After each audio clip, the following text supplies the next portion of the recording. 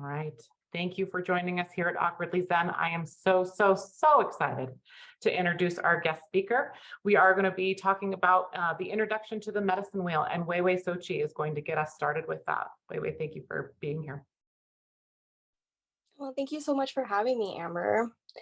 Piali, hello everyone. So a little bit about me real quick. My name is Huehuexochitl. It means ancient or ancestral flower. That name was given to me by the cosmos, by my elders in Teotihuacan in a ceremonial way. My birth name given to me by my mother and my father is Brittany Morgan Acosta. I am a mixed woman of Celtic Irish descent and indigenous Mexican descent.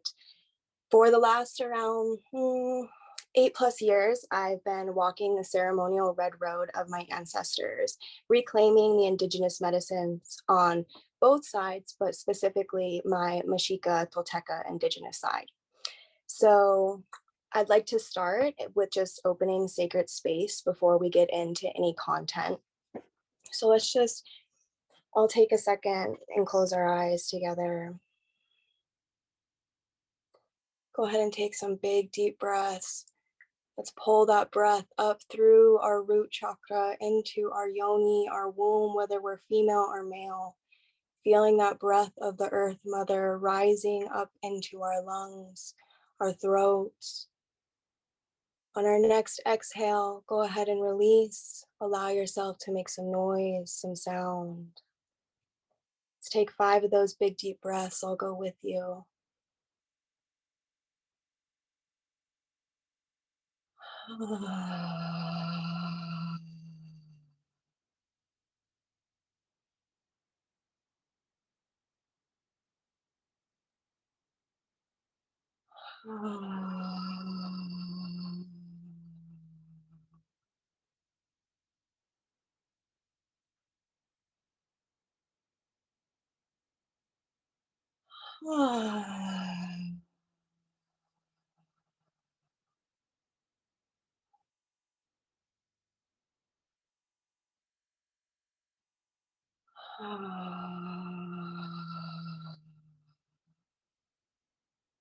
One more.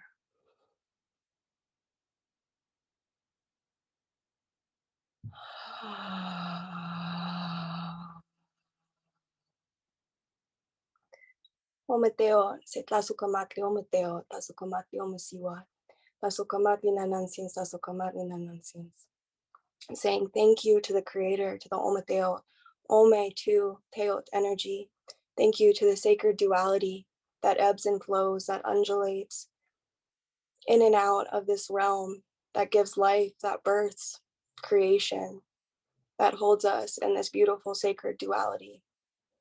I say Tasukamati to our well ancestors, our ancestors that are in alignment with wisdom, light, love, knowledge. Say Tasukamati for being here today. Thank you. Thank you to our well spirit guides that walk with us, to the elemental beings. Say Tasukamati to the winged ones, the 4-leggeds, the 2-leggeds, the swimmers, the crawlers. I say thank you for being with us here today. To the sacred directions, say Tlasukamati Quetzalcoatl for holding us today in the east. Say thank you for bringing us this conscious awareness.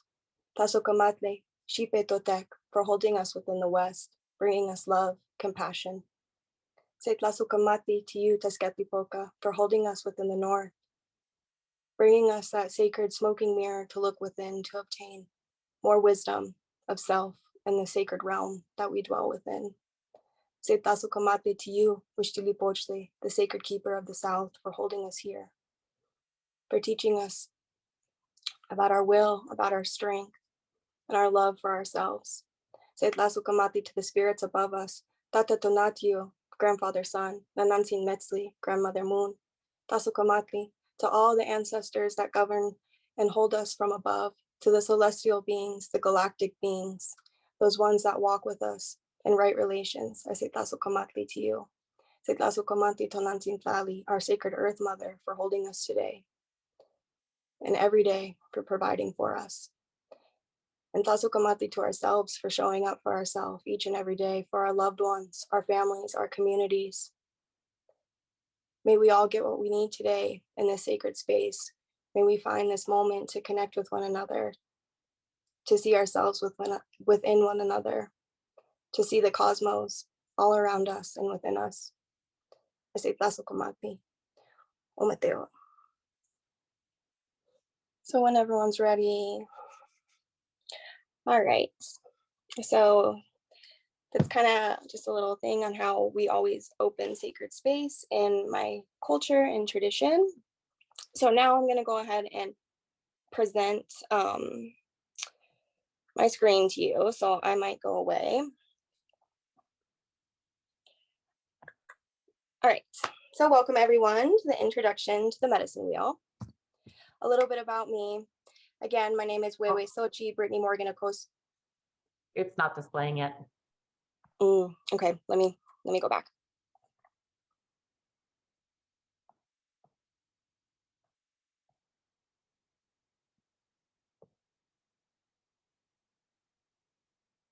All right, let's try this again. Okay, are we good? Yep, now we're good. Awesome. So my name is Huehuexochitl Brittany Morgan Acosta. I am a trained flower essence coach, a licensed massage therapist and body worker, a folk herbalist, and student of curanderismo. Curanderismo is the traditional Mexican folk healing system that is run all throughout. It doesn't just belong to the Mexican people. You can find it all throughout North and South America, practiced in many different ways. So for the last 8+ years, I've been walking the red road of Anáhuac, remembering the ceremonial medicine ways of my ancestors.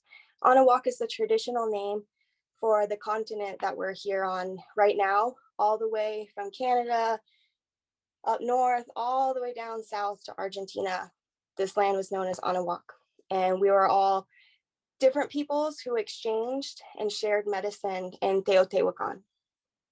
So I've got to study with Lakota elders, Navajo elders, Mexica elders, Tolteca elders, Shipibo, many different traditions that I'm very grateful for. I specifically walk within the Mexica Tolteca lineage. I graduated from the Massage Therapy Institute of Colorado and hold a Colorado State massage license. And I'm also a certified Thai yoga massage therapist. But what I really specialize in is the traditional body work of my ancestors for women's health. Sobada de Matriz, it's a womb massage. So today, what we're going to be talking about, just a little run through, we're going to go through some of the brief history of the medicine wheel and kind of the origins, quote, quote, of the medicine wheel. We'll look through different cross-cultural medicine wheels and how there's a common structure and fluidity and foundation, a form, how we say a forma, that you can see throughout different indigenous practices. And then we'll go into some of the details of the Mexica Tolteca medicine wheel. It's a complex philosophy in cosmology in itself, so we're only going to touch the basics, but it'll be enough for you to work with. And then we'll go into some mindfulness techniques and daily rituals, so you can actually take this understanding and philosophy and move it into a way of life. In indigenous cultures, we really don't say like it's a practice, like we don't have a spiritual practice, quote, quote. We do because we practice every day, but it's a way of life. It's how we walk on a day-to-day basis. And then we'll do a little brief guided journey through the medicine wheel. Through the medicine wheel. So yeah. All right.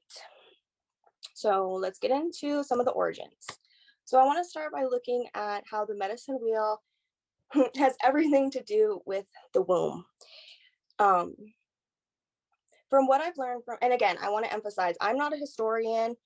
I do not have like university background in any kind of anthropology or history. This is from my own studies, from oral traditions with my elders and from what I've researched on my own. These ceremonies and the rituals that are found throughout North and South America emphasize the process of creation. And it's like the microcosmos of the macro. So all of our ceremonies are like mirroring what is happening in nature, in the cosmos, as above, so below, right?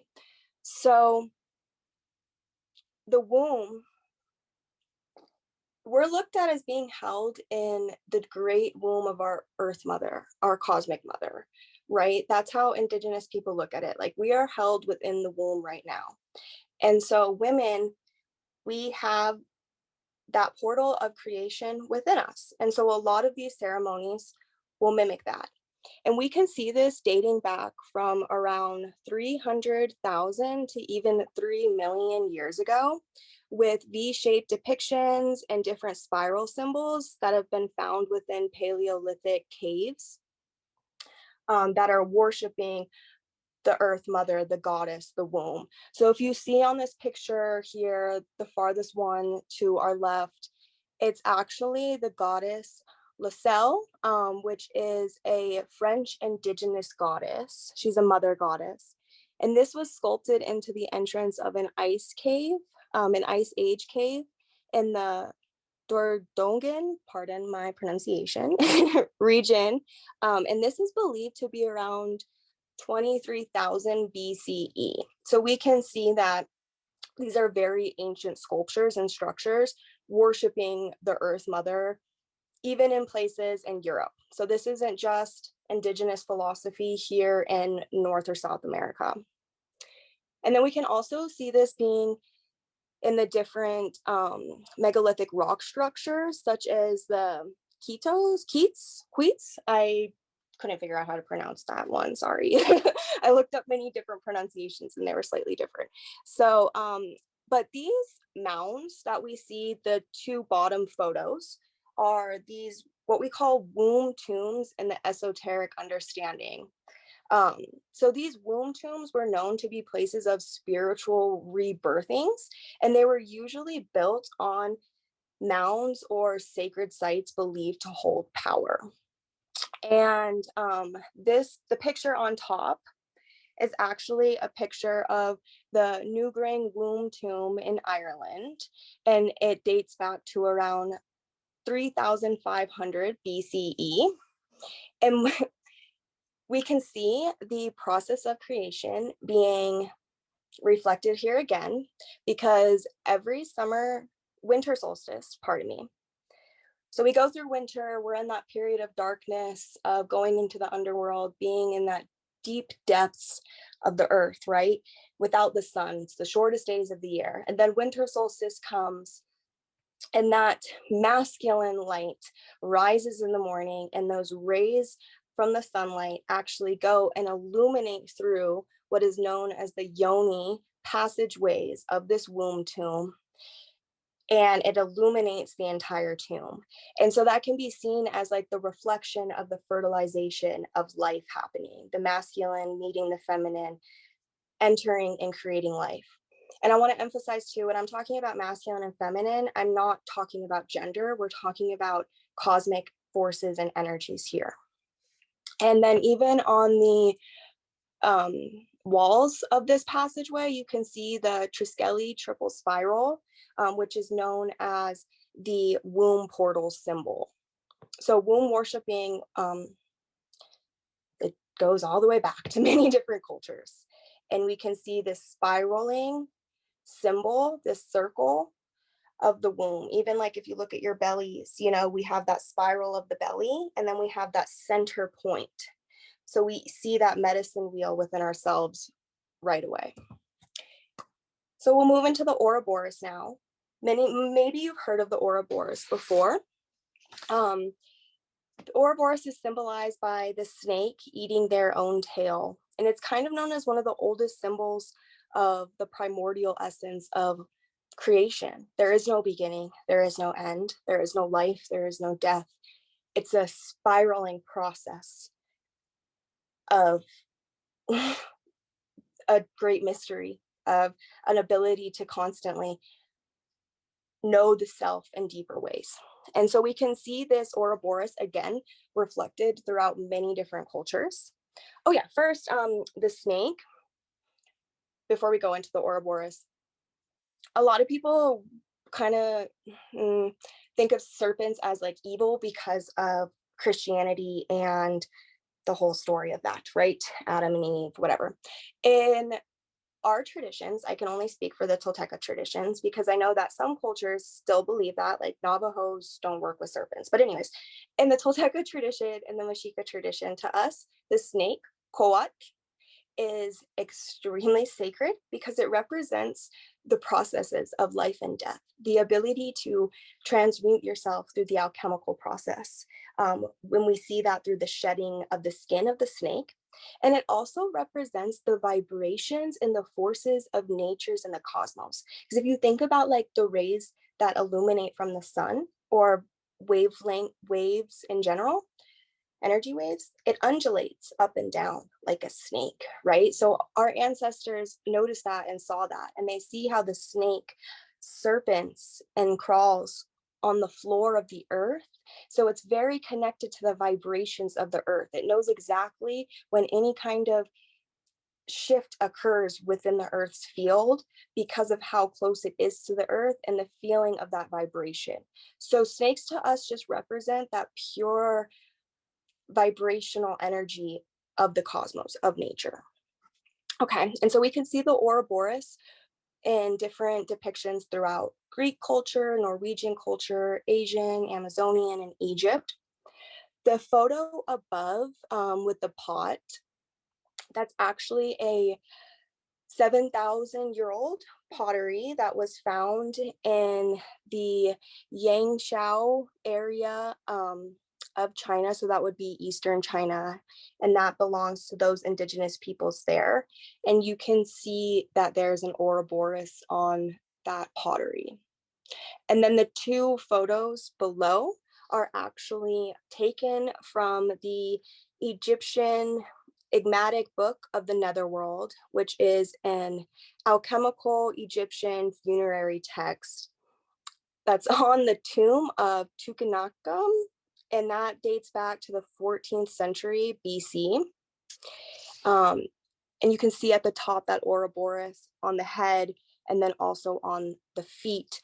And that represents the journey of Ra, the sun god, and Osiris, the god of the underworld, and their unification process.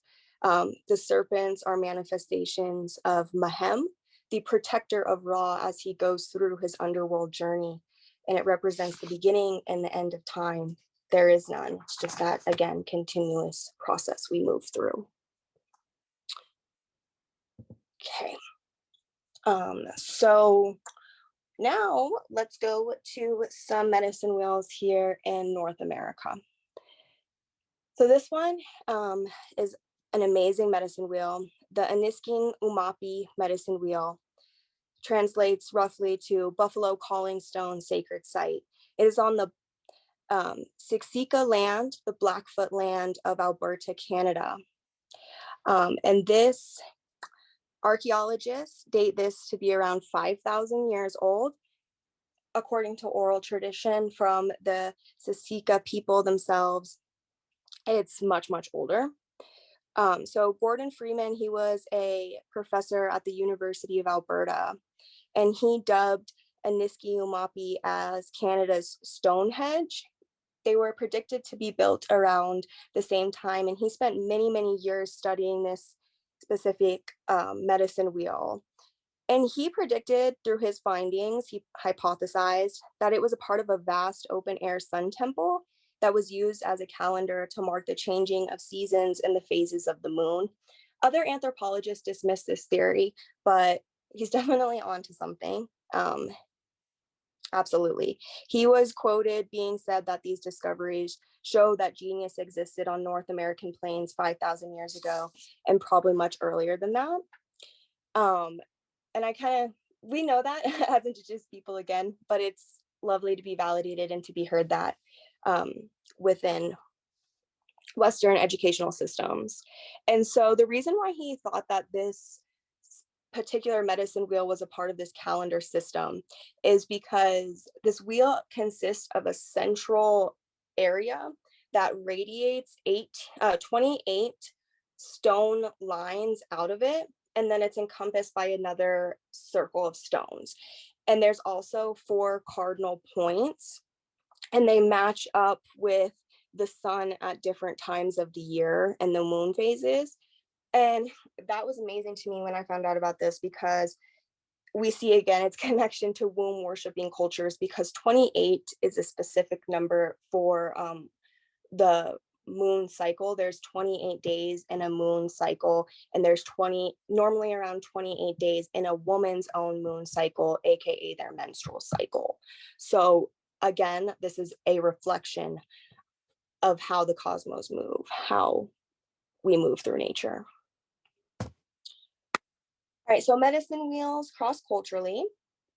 So we'll see these pictures over here on the side are a few different medicine wheels that are seen throughout different cultures. So the one on top, the three on top, the one with the black, red, white, and yellow, that is a Lakota medicine wheel, and it is central to their sacred Inipi ceremonies, the sweat lodge ceremony, and the Sundance ceremony, their New Year ceremony. The Sundance ceremony is the ceremony for the people and their cosmology. It's what allows them to live, and it is based off of the medicine wheel, the form of the ceremony itself. It also holds the teachings and the medicine of Tasawi, the white buffalo calf woman. She is the woman, the sacred spirit who gave the Lakota people the chanupa, their sacred pipe, and all of their sacred medicines that came with it. And that's held within this medicine wheel, held within the 4 different directions. And so on the photo on the bottom, the cross laying in the grass, that's known as Brigid's cross. It's an ancient Irish Celtic symbol, and it holds the medicine of the indigenous Irish, the Tuatha Dé Danann. They're believed to be descendants of Atlantis within indigenous Celtic cosmology and understanding. And with them, the Tuatha Dé Danann brought the 4 sacred medicines of their people with the 4 sacred elements and tools. And that's also held within their cross as well, Brigid's cross. And then we see the picture in the center, all the way far to the left. That's a really beautiful medicine wheel from the West African people, the Dagari people. They hold a very, very complex cosmology and ritual system. They have a 5-element medicine wheel, kind of like in Chinese philosophy. They also have a 5-element theory. And you can see their medicine is held also within the sacred wheel. And when I was researching, it was blowing my mind. Their cosmology is completely complex, and it's all around their medicine wheel. I don't know too much about that at all, but we see that there. And they Chacana, there in this center, it is a medicine wheel from the Inca people of the Andes of Peru, and their system, their cosmology system, has the 4 directions. And then you can also see there's 3 different levels and layers to that medicine wheel, and that's a representation of their 3 different worlds: the underworld, middle world, and the upper world. And every ceremony that they do is based off of their medicine wheel as well. They open it and close it with different ofrendas that represent the different directions, or the different the different worlds. So that's just kind of to show you that this understanding of a medicine wheel, the medicine being held within the 4 directions, the 4 elements, having a cosmology, a medicine system, and a system of ritual and ceremony based off of the medicine wheel is a cross-cultural understanding for indigenous peoples. And then here we just have a couple more pictures. So the one above is the it's the Aztec calendar, quote, but there's a word for it, just slipped my mind. It'll come back. So you can see that there's the 4 directions are in that as well. And then we have more of the Driscolley spiral down below. The center photo is a photo of the Temescali, the Mexica Tolteca sweat lodge. That's actually our sweat down in Teotihuacan, my elder's sweat. And you can see that being a representation of the womb, how it looks like the womb, how we're going into the womb of the Earth Mother. That's also based off the medicine wheel. And then we have another photo of the Iniski Umapi, medicine wheel above. And then another photo of the Ouroboros found in a Western alchemical text. Okay, so before I go on, I'm gonna come back pardon me, where am I going? Zoom. And see if anyone has any questions or anything. We are good for right now. There has been some commentary following along, but no specific questions right now to answer. Okay, perfect. Yeah. So I'm just going to keep going then. Okay.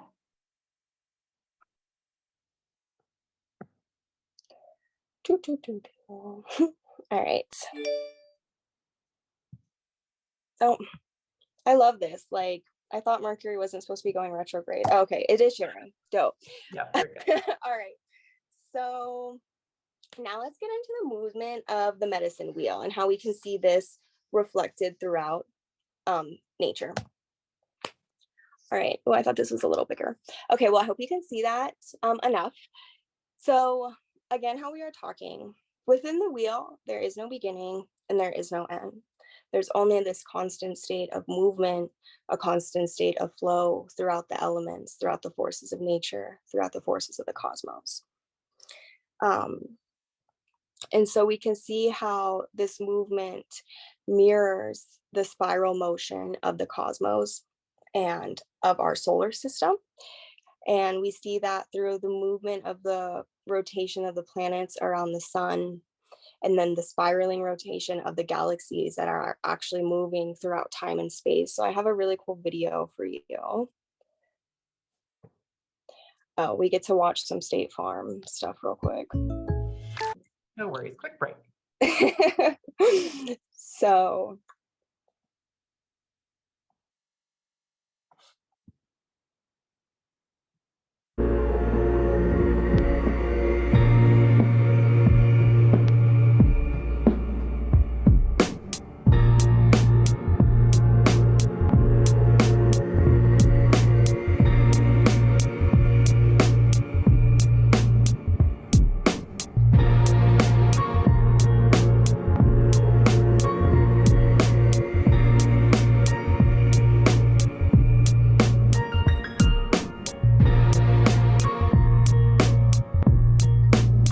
do you see how the planets are literally rotating around the sun as the sun itself is also in this vortex movement, moving throughout space and time? We're not stagnant at all. Like, we knew we rotated as the Earth and we rotated around the sun, but this is a new discovery that our galaxy is actually moving throughout space and time itself. And so this energy is again represented here within the medicine wheel. I really want to emphasize that. As above, so below, as within, so without. If you haven't heard that teaching yet, that's a good one to know, because we are literally mirrors of the cosmos, and the cosmos are a mirror of us. And here we see the medicine wheel again reflecting that. And so the reflection, the phases of the moon and the astrological movement of the planets itself are also seen throughout the medicine wheel. So in the east direction, I don't know if it's zooming in on your guys' side, but it's zooming in on mine. So the east direction, it is awesome. We have the air element and we have the waxing moon. So when the moon is starting to grow, right? And if you think about that in the springtime, because here, let me backtrack. So we see the seasons, the moon phases, the elements, and our own bodies also reflected within the medicine wheel. In curanderismo, one of the core principles is understanding that there's 4 manifestations of creation here in this realm. We have the mental body, the spiritual body, the emotional body, and our physical bodies. And when we're looking at one, we're looking at all of them. When we're treating one, we're treating all of them. When we have an imbalance or a quote dis-ease in one, it's reflected in all of them. And we can see this here again within the wheel. So let's start in the east direction. In the east direction, we have the element of air. We have the spring season. We have the waxing moon when the moon is beginning to grow, and we have our mental body. So let's kind of connect that a little here. The air element and our mental. Our thoughts move like the wind, move like the air. Our nervous system that's connected to the mental body It communicates through this movement like the air brings. When we speak our thoughts, we're using that breath of life, that air, to communicate that. In the springtime, it's when we have that fresh new movement of life coming back, right? We have the roots are growing, the plants are blooming up out of the earth, the flowers begin to bloom. It's that movement, that air, the growth of the moon, right? We see that all reflected here in the east direction. And then we can go to the south direction. We see the element of fire. We see the season of the summer. We see the full moon, and we have our spiritual bodies here. How's that connected? The fire element.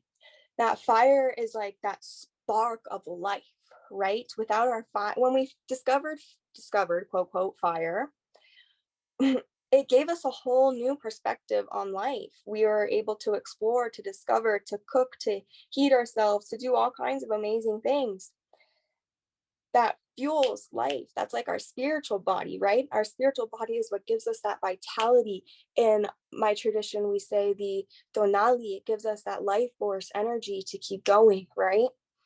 And when the moon is full, it's at its peak. Things are vibrant, right? Things are moving, everything's full of life. Just like in the summertime, that's when everything's going fast. People want to be active. You have energy, you're visiting things. It's hot, right? It's hot, just like the fire. So we can see that being reflected again. Let's move to the west direction. We have the element of water. We have the autumn season, the waning moon, when the moon is beginning to retreat again. And then we have our emotional bodies. Our emotional body is held within the water, right? Water literally is a memory chip. It holds information. It's fluid, it moves, just like our emotions do. Emotion, energy of motion. It's that energy that moves, that flows, that holds that information from our experiences, right? And then in the autumn time, with the waning moon, that's when everything's kind of starting to retreat. All of that energy that we've had in the summer, we're losing it now in the autumn. Things are dying down, things are going inward, things are moving in. That's why sometimes in the fall time it can get a little like, oh, here comes that seasonal depression or whatever creeping up. We can feel that because like we're literally retreating and moving into our emotional bodies, our internal world, our watery self. Water, it's also our unconscious mind. Our emotions are usually provoked from the unconscious. They feed each other, right? So we can see that again. And then in the north direction, we have the earth element, the winter season, the new moon, and our physical body. So here we can see the earth element directly relating to our physical body. I don't know if I really need to explain that much, like our bones, our tissues, our organ systems. It's all this physical third dimensional realm that we're here in, and it's held within our earth. We're literally a part of the earth. We're made of her elements, right? We see that reflecting. The new moon in the winter season. The new moon, it's when it's not reflecting any light from the sun, right? It's way, way, way deep, deep, deep into the self, deep, deep into the earth. That winter season, things are still, things are a little colder. Everything's quote, it's dying. It's in that rebirthing process. It's held deep within the earth. We can see that reflection there. Does anyone have any questions about that? Not yet, unless they want to stick them in the chat really quick. It's great information so far. Thank you. Okay. And then people, like I said, if you're interested in astrology, pardon me, go ahead. We just have one. So the seasons are based on where we are in the world is the question. There's seasons? No universal season. Yeah, universal season. So again, we're going to see, so even when we switch over from this seasonal wheel to the Tolteca wheel, it's going to be slightly different. Like all cultures have slightly different understandings of their wheel. But yeah, we can look at this as just the universal seasonal shifts, and also kind of like that If you know anything about like archetypes, or it's like kind of metaphorical, but it's not. Again, as within, as within, so without. So we're seeing this reflection of the self in the seasons as well, in the cosmos. Does that make sense? Did that answer it? I believe so. I'm just pausing for a second in case anybody Okay. has anything else. Yes. It did. Okay, cool. Yeah. So I know really quick, I teach and work like really traditionally. So I have somewhat of a structure, but I teach very like Platica style, like heart to heart. So if I'm kind of tangenting or whatever, just to ask questions, let me know and we'll get it together. So yeah. Yeah, no, it's great. Yeah, thank you. Okay. So all right, so let's move on since we see that. Oh yeah, I was gonna say, if anyone's interested in astrology too, you can literally take the 12 signs, the 3 modes, the 4 elements, and you can put them into a medicine wheel as well and see how that moves, if that makes sense. Because I know that there's some people here that are into astrology. All right, so Tolteca medicine wheel, cosmology, and rituals. Here we go. All right. So let's start with some of these photos real quick. So this photo is from the Borgia Codice. I don't know the exact date of that. If you're interested, I could get that. But this comes from one of the Aztec codices, and you can see it's literally a depiction of our medicine wheel right here. We have the 4 cardinal directions. If you can see a central point, and then within each of those directions, we have our colors and we have the different energies that are held within there. Here is just another beautiful artwork by the artist known as, he goes by Mexica Heart. You can find him on Instagram. I just thought it was another beautiful piece of our medicine wheel here. Again, you can see the central point with the 4 directions, our colors, and the different energies held within there. On the sides of this one, I loved how he added that. He added Mictlantecuhtli and Omesiwat and Ometecutli.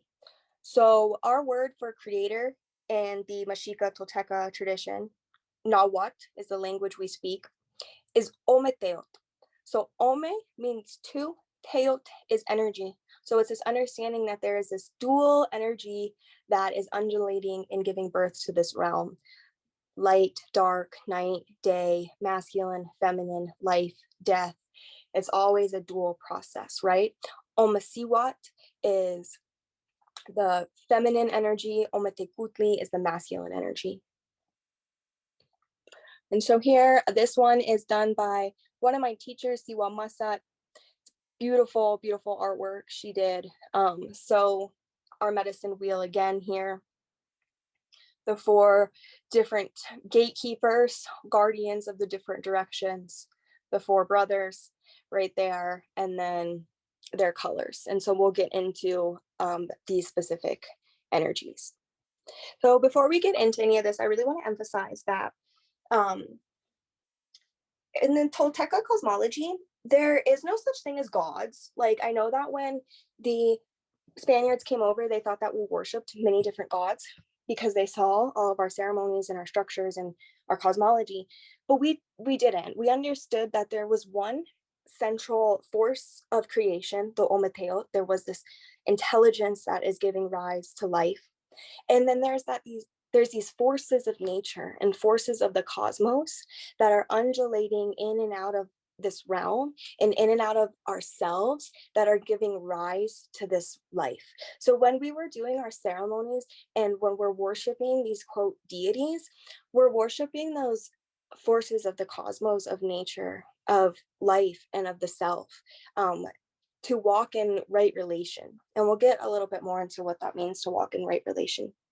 So I just want to emphasize that. So again, when we're looking at this, we're looking at how it moves through nature, how it moves through the cosmos, and how it moves through the self. So it's a very psychological study. Yeah, it goes very deep. So let's start in the east direction. So when we're calling in the directions, when we're moving through the wheel in Mexica cosmology, Tolteca cosmology, I'll use those terms interchangeably because they're the same thing. The Mexica learned from the Tolteca. We're the descendants of the Tolteca. So the east direction, we always start in the east, and then we move to the west, then the north, and then the south. We'll go above, we'll go below, and we'll go within. We're not going to spend too much time with the other three directions right now, just because, again, there's so much and we have a short amount of time. So in the east direction, Tlahuitzlampa, we have Quetzalcoatl. So I'll zoom in, Quetzalcoatl. Quetzal is the feather, the beautiful feather, right? Coatl, the serpent. So the plumed serpent, he is known as. He holds the direction of the east. In the east, we can find precious knowledge. We find the element of the wind, the air, ahekak. That's how you say it in Nahuatl, ahekak. And we have the color yellow. So Quetzalcoatl, when we think about looking at the self, he represents our conscious mind, our conscious awareness. In the east direction, that's where the sun rises in the morning, right? So when that sun rises in the morning, that sun brings with him, grandfather, he brings us a new day, a new life. He also brings us illumination. We are in the night, we are in the dark. We are in a process of rebirth. When that sun comes up, we get that new life, that new light of inspiration to illuminate the conscious mind. When we can illuminate the conscious mind, we can walk with awareness, and we can gain that precious knowledge that this realm has to offer us, that our experiences, our relations have to offer us when we have a conscious awareness of self and how we walk within the world, how we move, again, that wind. We can see that in the color yellow.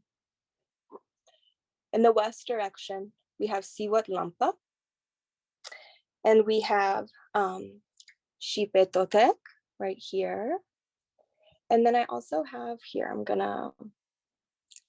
sorry, you guys just get to see what's on my screen for a second. I'm gonna show you this. Okay, can everyone see me? So this, is it not gonna?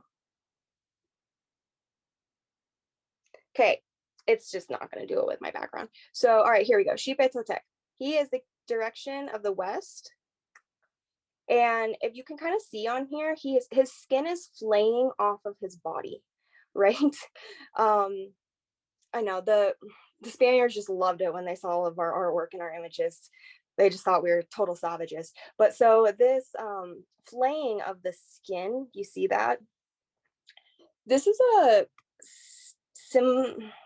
representation, a symbol of the ability to shed ourselves and to transform ourselves and to offer of ourselves. Okay, so let me go back to the presentation.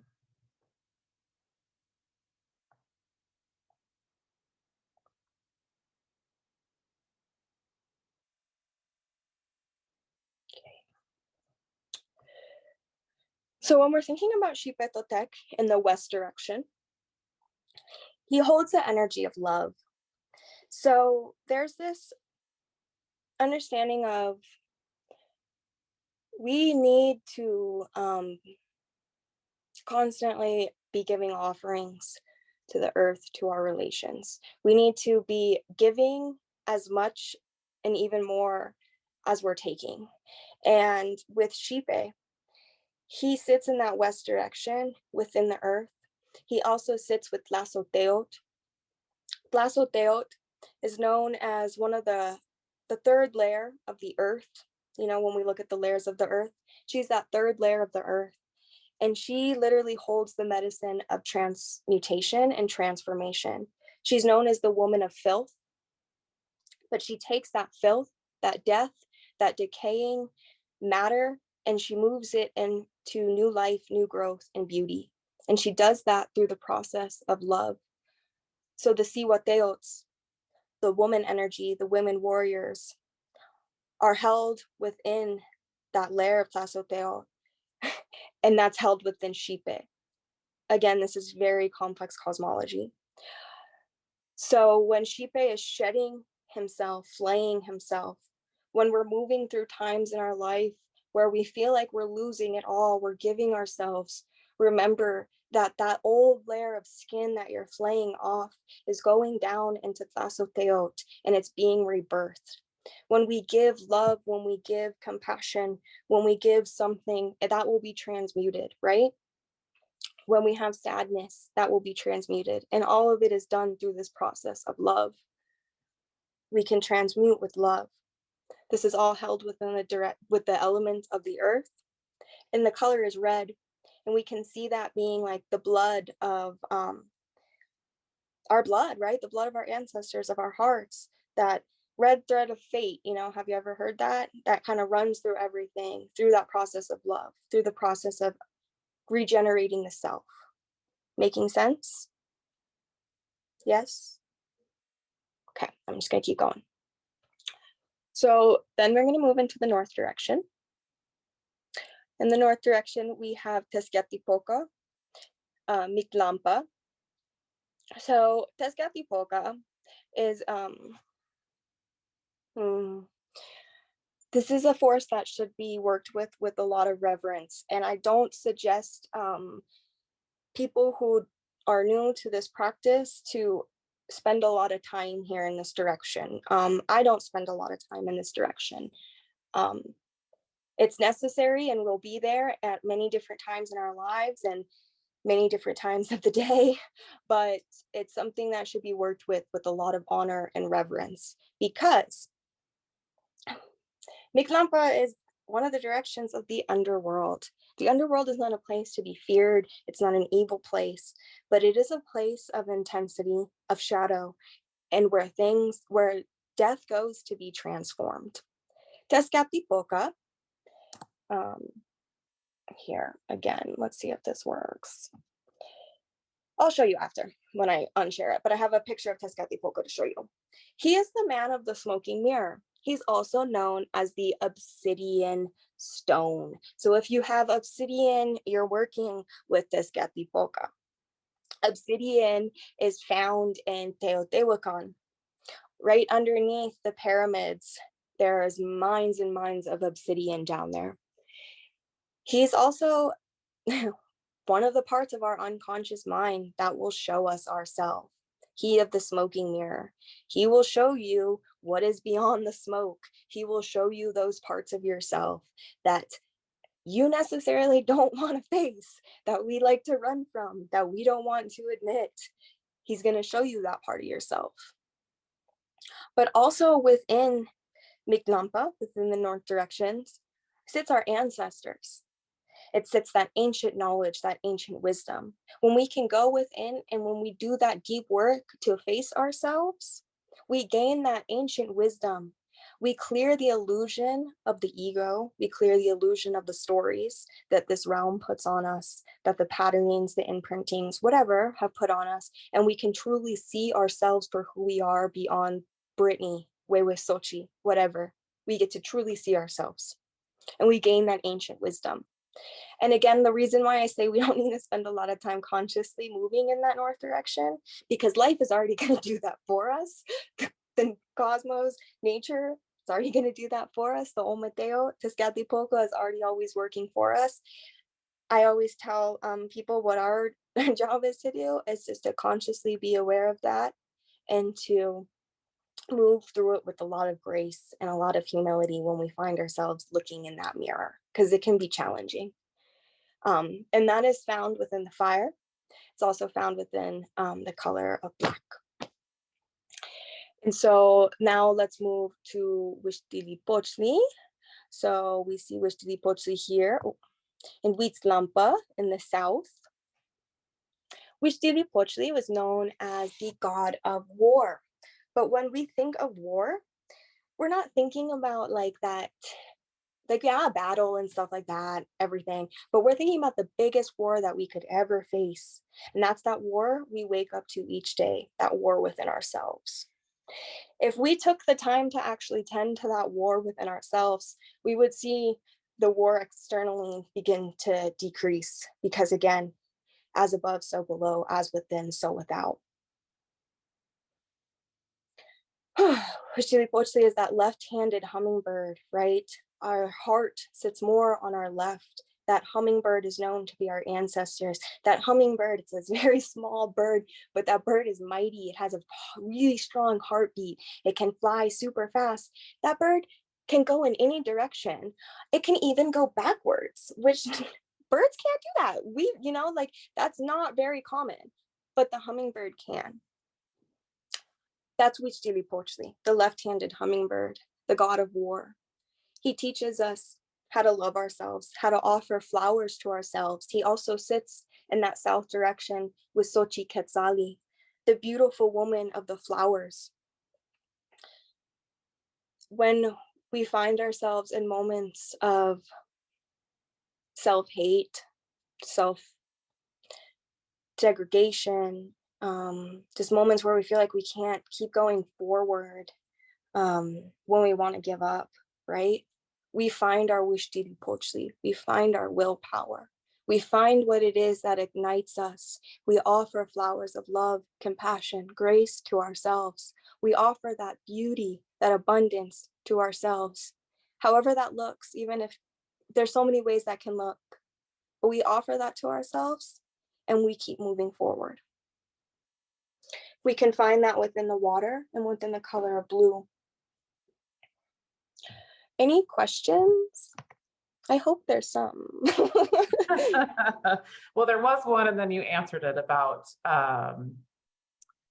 what's it meant to offer ourselves. So you've answered that already. There was one back to the medicine wheel, and I'm going to ask her to come off mute and explain if she can. Valerie, if you can come off mute and ask that question about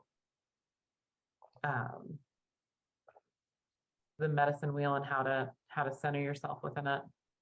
Yeah, I'm gonna try to make sure this question makes sense. I got you, girl. The question is, when you're talking about the medicine wheel, especially when you're talking about the different seasons and the different directions, is there like a universal direct, like if you're looking at the medicine wheel, do you say we are now in the season of spring and it doesn't matter where I live on this world in order to align with that energy, or is it specific to where I am and is it spring for me? I love that. So we're going to kind of go into that too with some of those like mindfulness and daily rituals, but you can do it in both ways. So like if you're in a part of the world where you're in spring right now, then yeah, you can begin connecting with that when you go outside. You can see that energy all around you. But again, these are mirroring the psyche, the self, the parts of ourselves. So when we, and if you're a woman as well, if you're still in your menstrual cycle, if you're in your luteal phase, your follicular phase, you're in your inner spring right there. If you're in a moment in your life where you're just like, man, I just went through a deep, dark night of the soul, and I was totally in the underworld, totally in that just time of death, and now I feel myself rising again. I feel that springtime energy moving through me. I feel that air element coming and giving me life again, right? And I can honor that within myself. Does that make sense? Does that kind of help answer? Yes. Okay. All right. And then, are you ready for one more? Yeah. Okay. Can you clarify one more time? I know that you touched on it briefly about the no gods concept. Can you just cover that one more time about how it's not really a concept that's within your culture? Absolutely. So this is just kind of like one of those things where it's just a language thing, right? It's just a conceptual language thing. So when we think about like gods and how we've been taught, we're thinking about like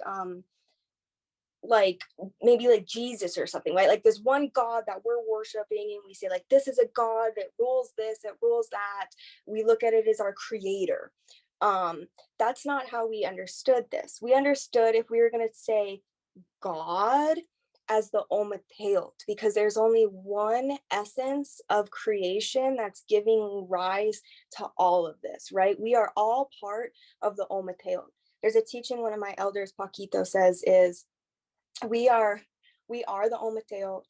We are moving as the Ometeot into the Ometeot. we can only be that one primordial essence, and that is the Ometeotl. That essence then fractals into many different consciousnesses and intelligences and forces of nature. So Quetzalcoatl, in anthropology, and the Spaniards, they saw Quetzalcoatl, oh, that was their god of mathematics and intelligence and all this stuff, right? No, Quetzalcoatl is that rising sun each morning, that morning star, that Venus, when Venus comes up with the sun, that's Quetzalcoatl right there. Quetzalcoatl, it's that conscious part of ourselves, that can obtain intelligence, that can know mathematics, know science, spread it. That's that Quetzalcoatl, right? So we can worship this aspect outside of ourselves because it is outside of ourselves, but it's also within ourselves. Does that make sense? It's complex, and it's kind of funky when you first start learning it because it's so different than what we've been taught in other traditions. Yes, thank you. And I know it's good to touch on that information again, just because of that fact, right? We get stuck with the labeling everything. We like to do that as humans. Yeah. It just makes sense for our brain. Fits in the box. Yeah. Yep, exactly. All right. I know that you have some more information for us. Do you want to continue? And Angel, I see your hand up. If you can post your question in the chat, that would be awesome. And we will come back around to it. I'm actually just going to go into the mindfulness techniques and rituals. So if the question is pertaining to like the Tolteca medicine wheel, or you guys want to know any more information about that right now? Yeah. Angel, is your question regarding the content specifically? Go ahead. If you can come off mute. I think we're there. Oh, here you go. Yes, can I talk? Yeah, if you have a question regarding the content, sure. Okay, can you hear me now? Yep, we can hear you now. Okay, I had some spiritual experience when I hold a book in my hand. The story in the book came into my head. I wrote it down. The thought came into my head. Later, when I read the book, it's in the book. This kind of things happen like 10 times or so. So I'm just wondering, based on what you know, if you have some explanation, what happened to me? How did this happen? Well, so I can just hear one of my teachers saying, there's no such thing as coincidence, only connection. We don't just pull things out of nowhere. We're pulling from our memory through our collective consciousness. So if that's like, for instance, if you're going somewhere in a journey and a vision, it's because your soul's already been there before. Your soul already knows it. If you're getting a message, a teaching, a download, it's because your soul already knows it. Again, I tell this to my clients all the time. I'm not here healing you, helping you, teaching you anything. I'm just here as a mirror to help you remember what you already know. So if that came to you, what I can say is I would dive deeper into what your relationship is and your connection is to that teaching, to that medicine, that lineage that book comes from. You probably have deep soul ties there. I hope that can clarify things. Awesome. Okay. Thank you. Yeah, go ahead with the. Perfect. So I'm going to move on then. I hope that gives you a little understanding of the wheel. Oh yeah, and Valerie too, what came to me I wanted to say is when you're talking about like finding this wheel within the self, that is the fifth direction, is the self, right? All of these elements are found within the self. It's this understanding as, have you heard of the axis mundi, the central pillar that connects the heavens and the underworld and this world here, that connects the four directions? It's held within the self, within our heart. And there's a quote I'm going to share here in just a minute that goes around that. All right. We're doing pretty good on time here. The axis mundi, AXISMUNDI, axis mundi. Thank you. All right. So mindfulness and daily practices that we can take in. So let's start with mindfulness. So there is this understanding in Tolteca philosophy of Nikan Ashkan. Nikan Ashkan literally translates to here and now. All we have is the here and all we have is the now. Each moment can be a moment for meditation, for being truly present in the divine. If we, like, again, as I'm saying, we go back to Quetzalcoatl, conscious awareness. When we have conscious awareness and we move with love to gain ancient wisdom, we can find our will. We can move forward. We can be truly present right here, right now. When we have conscious awareness to be right in this moment, we can be in connection to the divine. So here's this beautiful quote from one of my teachers. It says, quote, in Tolteca thought, where the art of living is built, it is considered that if we exist and live on earth, it is because celestial, earthly, and infrahuman energies are interacting in our heart center. In our hearts, the influence exerted by the 4 cardinal directions determined by conscious in the east, love in the west, intelligence in the north, and will in the south is encouraged. In a similar way, the presence of our ancestors is in motion in our hearts because they are the ones who through genes left us a face, a shape, and both with fertilization and with gestation, they needed our flesh.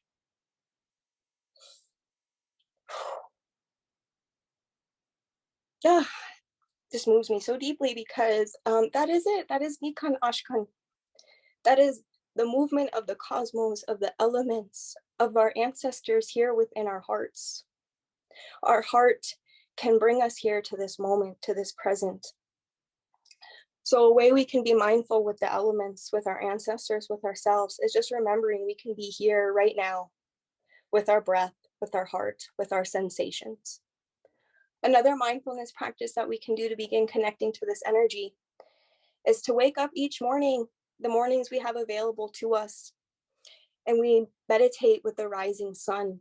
We let that tonali, that life force essence that is rising up in the day. We greet our grandfather. We say, good morning, hello. We breathe in that energy. We stretch our hands. We stretch our toes. We let that energy begin moving through our nervous system. We can breathe with the morning sun. We can roll a morning smoke if you use tobacco, if you use incense, if you write poetry, whatever you do, connect with your morning sun. Get that new life each day. Say thank you for this life. Then in the evening, when the sun's setting, we can sit in meditation with the setting sun. We can reflect on our day. We can reflect in love and gratitude for the wisdom and the teachings that the energies brought us throughout that day. We can roll our smokes. We can say our poetry. We can just breathe. We can just watch, whatever is personal to you. It's a beautiful thing to start and end your day in prayer and ceremony and ritual, because every day is the ceremony. Every day is the ritual. So little daily rituals, ofrendas. So when I was talking earlier about walking in right relationship with these elements, with these directions, with the spirits, we want to be giving, right? Like, you're not going to be friends with somebody who's just going to be taken from you all the time, who's just constantly wanting to like take your energy, ask of you, just work with you because they want something from you, right? Like, that's not a sustainable relationship. So why do you think the spirits or the elements or yourself would want to work with you if that's how you're showing up, right? We want to walk in reciprocity. So we want to be giving. One of these basic daily things that we can do is to, in the morning, go outside or throughout your day and literally go to each direction. Turn yourself to each direction. Speak to that direction. Introduce yourself. And offer a little pinch of tobacco, rosemary, elderflowers, roses, whatever herb is, sacred to you. You can just do a little pinch of that. In my culture, tobacco is what we use. So I'll literally put my hand to the air, speak to that direction, and sprinkle a little of that tobacco and let that tobacco fall in that direction. So for the east direction, working with the air element, I'm going to give you very basic practices and rituals to do. I like to kiss it, keep it simple, sweetheart, right? We don't need to be doing complex ceremonies and rituals all the time to be in right relationship, to have our work go deep. The ceremonies are beautiful, but we don't need to do that all the time. We can make it an embodied practice. So with the air element, I'll turn myself in the direction of the east and do breathing exercises. Because when I know that when I'm breathing in that air, I'm breathing in the life force of creator. I'm breathing in the life force of the east direction. I'm breathing in that energy. It's going into my body. And as I release, I'm releasing a part of my own life force into that direction, into the creator. And we're in sacred reciprocity with one another, exchanging life force energy. And the west direction, and we're working with the air element that sits in the east. And the west direction, the earth. Literally just putting your hands and feet in the earth in the west direction, it does so much. Like the science behind what it can do to put your hands and feet in the earth. And if you don't have the ability to do that, literally get a pot with some soil, sit in the west direction and put your hands in it and just breathe, just speak. Let your vibration and the vibration of the earth mother from Nansin Flali begin learning each other, knowing each other, remembering one another. The north direction with our fire element, again, we can use candle magic, releasing ceremonies, all this beautiful stuff to connect with the fire element. For me, I want to embody it, right? So I love to do movement exercises, which are going to create heat within my system. Also, I know myself. I'm extremely fiery. I have a lot of fiery energy. If I don't move it and work with it in right relation, it's gonna become destructive and not creative. So I lift weights literally to get that energy moving and to connect with that fire element within me. Hot yoga is a beautiful way. Tai Chi, Qi Gong, these conscious exercises of movement that's literally moving life force in and out of you, getting that heat moving. The south direction, connecting with water, prayer water. So important, so simple. Water is life. Water is our first memory, our first medicine. Water holds all the intelligence and wisdom of our ancestors. No matter what lineage you come from, it's held within that water. Begin praying with your water. Put a cup of water on your altar, on your altar, on however you pray, by your bedside. Speak to that water. When water is in a vortexing, spiraling motion, when we drink it and it's going down our throat and it's spiraling, that's the best time to imprint that water with intention and to crystallize that water. So as you drink that water, thank grandmother. When you're in the shower, allow that water to become a prayer as it's cleansing your body. Thank her, speak to her, connect with her. All right, so these are some of my practices that I use on a day-to-day basis. I kind of wanted to open the class up for dialogue and discussion on just a few minutes on what are some ideas that y'all have for connecting with these directions and elements. And while you guys think about that, we did have one clarifying question, if you don't mind. Perfect. Can you clarify the reference of the morning with the grandfather? Yeah. So when I'm talking to my ancestor, these elements, I'm talking to my grandparents, right? We're all talking to our grandparents. A lot of my clients will come to me being like, I don't know my ancestors, but I want connection. I don't have connection with them. So I say, we have ancestors all around us. Go back to your first ancestors, the fire, the water, the earth, the air. In my tradition, the sun is looked at as a masculine essence. Again, we're not talking about gender here. We're talking about energy. It's very masculine. So I refer to the sun as the grandpa, my grandpa. When I'm working with the moon, she's my grandma, right? It's that, again, that duality that we have. And so in the morning, I'll go and I'll greet him. I'll bring a cup of coffee because I'm a coffee person. So I'll make a cup of coffee for my spirits. And I'll say, here you go, grandpa, here's a cup of coffee for you. I'll set that coffee out. I'll roll my smoke. I'll do my thing and I'll talk to him, whatever I need. I try not to ask for too much in those moments. Unless I'm really in dire need and I really need something. It's just a moment to be like, good morning, thank you so much, this new day, this new life. There's this thing called neuroplasticity in the brain where it's just when we're continuously repeating patterns and habits, it creates these neural pathways in the brain. And so then we're just responding and behaving off of that. So if we can create these daily rituals in our lives where we start with gratitude, where we start with love, with just joy for that new day, it can change a lot. When we start building these relationships with these elements, it changes a lot. They're alive. When we speak to them, they start speaking back to us.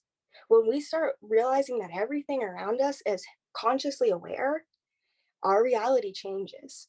Our relationships begin to build. Does that make sense? Cool. Yes, thank you. So Okay, anyone have any like rituals that you can think of that you want to start implementing? let me turn off let me get you guys to be able to unmute yourselves 1 second. There we go. Okay.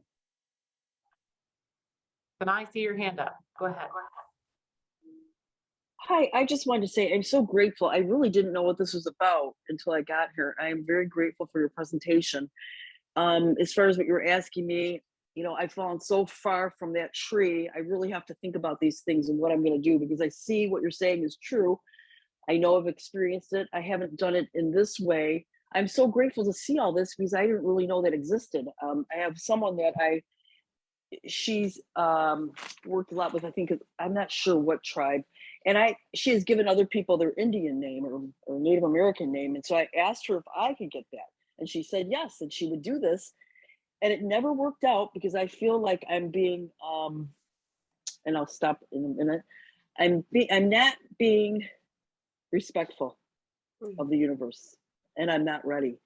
And I'm hoping what you're telling me here will give me insight into that. And hopefully I can, you know, maybe work with you in the future. So thank you so much. Thank you so much for sharing that. And thank you for learning to walk in right relation with yourself and being aware of when it's time for your medicine to come through. That's a beautiful thing. So thank you for honoring that. Okay, so if nobody really wants to share any rituals, that's okay. I know this can be new, something to think about, but I just kind of want to, can you do medicine wheels for pets? I'm sure. I don't know that answer. I wouldn't think about that way. Because this is not like astrology, right? Where you can get like your astrology chart, or like in how I got my name was through my Tonalama, the Aztec chart, right? This is not that. The medicine wheel is again, these different movements of nature, of the cosmos, of the elements. I hope this is making sense. It took me a long time to really understand this and to fully begin to grasp it. And I know so little for what is out there.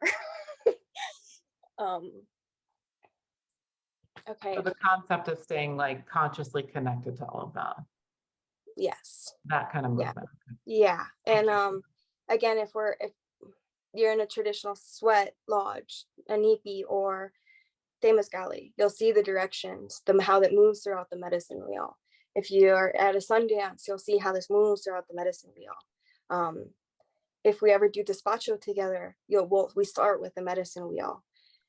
It's a way of life. Again, the more we just work with this, build a relationship, it starts to connect. You start to remember, your DNA starts to know.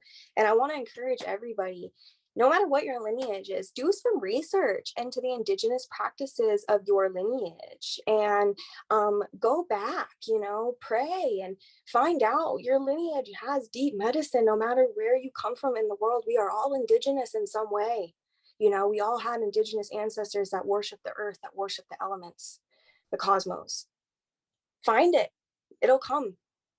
I kind of wanted to refer back. I asked the question about clarifying the morning with grandfather and using these terms to identify our relation to our ancestors and energy and whatnot. And I'm wondering if you or if anybody experiences difficulty, if you've had difficult relationships with your literal family members, or if you know your lineage, if you have ancestors that the history about it, and maybe it elicits some negative experiences or feelings. And how do you get beyond? I mean, I feel like there could be some barriers to really being authentic in our walk, when maybe the history presents itself. And does that make sense? Just, I don't know if it's just using labels, and how we can avoid really connecting to the literal person or experience. That makes absolute sense. I wanted nothing to do with my Mexican ancestry for almost my entire life, because I had a very abusive father. And so I connected that abuse with my Mexican lineage. So, and I was shamed from my own Irish family. I grew up with a lot of racism. So I wanted nothing to do with that. And then I was in my lowest of lows, and the Red Road found me. And I had no idea who my ancestors were. I had no idea who my indigenous ancestors were. And I went to the fire, I went to the water, I went to the land, and I went to the air, because I knew that, like, even when no lineage wanted me, when no family wanted to claim me, I could find myself within the elements, and I could find that grandfather and that grandmother and that love. I could find that around me, and I could feel them holding me. And through building relationship with these elements, I began figuring out who I was. Different experiences came in my life. I found recordings from my great grandfather talking about the tribe he directly comes from, talking about our lineage, like all these things came up. And I'm still healing my ancestry. That's why at the beginning, I don't know if you heard me, but I said, our well ancestors, the ancestors that walk with love, compassion, light, wisdom. Those are the ancestors we call in, because we have those. We have the ancestors that need healing. And that's a whole nother path of work that I do work with in my one-on-ones. I hope that kind of makes sense. And if there's a term that's triggering for you, you don't have to use it. You find how you connect and what feels good in your heart. And if it's not your bloodline lineage, maybe there's a lineage that's calling you, because we come from many, many lives, and we hold all that information within our DNA. Thank you, Erin. That was a great question. Okay. I wanted to take us through a little journey, but I don't know if we're gonna have time. We have 9 minutes left. How about we do this? Let's do something small. We'll go into the heart, since the heart is the axis mundi, and we'll see what the heart has for us here, okay? In just a little time we have left. So go ahead, everybody, close your eyes. And taking some big, deep breaths.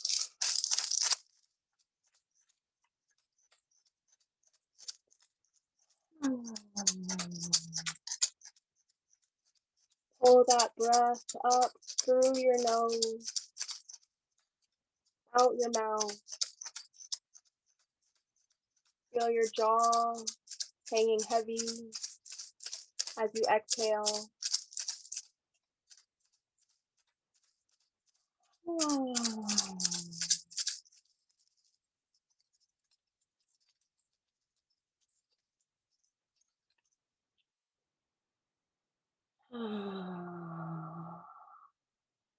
As you breathe, I want you to visualize the violet flames of your heart beginning to encompass you.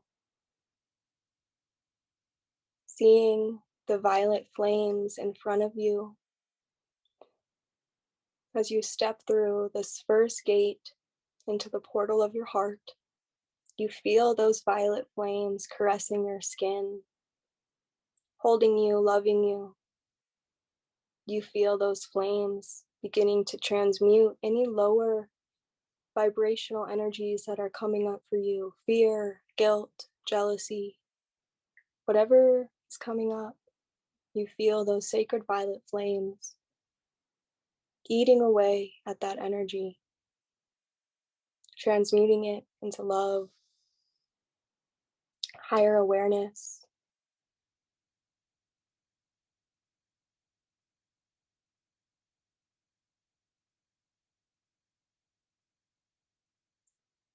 You watch yourself begin to move even farther down those flames.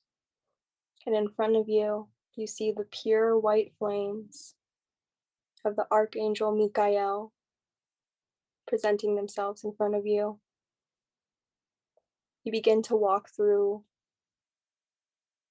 those white flames of pure intellect, pure consciousness. You feel the warmth of those flames on your skin, loving you and caressing you. You feel the light codes within your spine beginning to activate. You feel the DNA remembrance beginning to activate.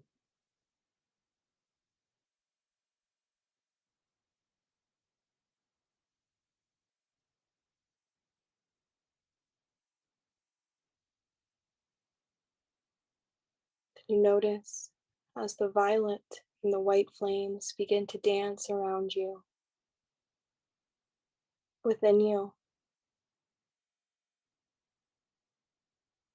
You see the angels of the flames congratulating you for taking this moment to come within your sacred heart.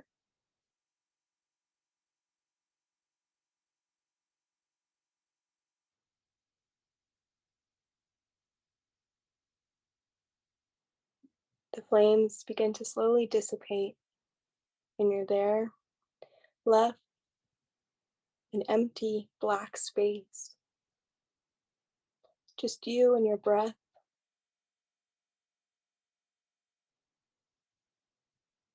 As you breathe, Spirit is going to give you something. Maybe it's an image, an item, a message. Just breathe. Let that come through.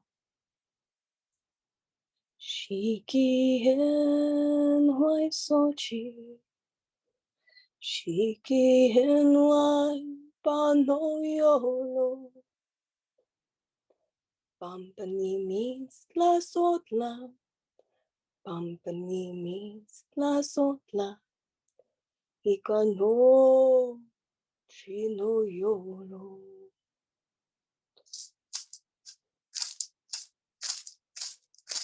Shiki hen huehuexochitl,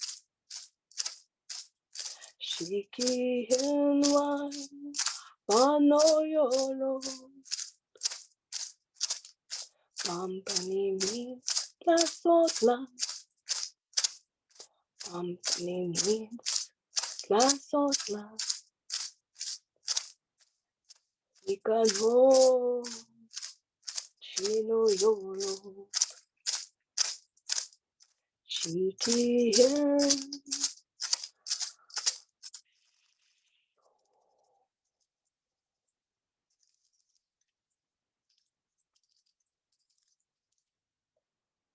Heana hene, heana tonan sin platonan sin. Any weaklat, any patiklat, shana shokni heana hene, shana shokni in paniwane, shana shokni in paniwane. Any weaklat, any patiklat, na soka matli heana hene oe. Temiteyo, temiteyo, temiteyo. Any weaklat, any patiklat, la soka matliana hineyo.